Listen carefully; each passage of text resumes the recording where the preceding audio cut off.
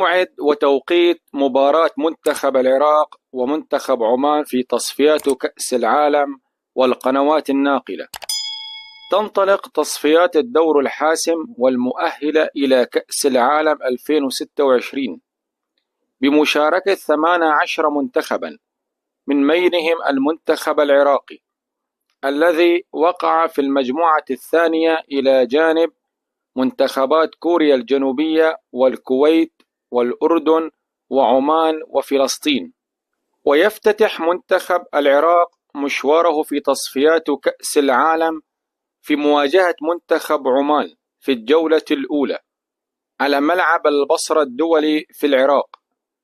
موعد وتوقيت مباراة العراق وعمان يوم الخميس الموافق اليوم 5 من الشهر الحالي في تمام الساعة 7 مساء بتوقيت العراق.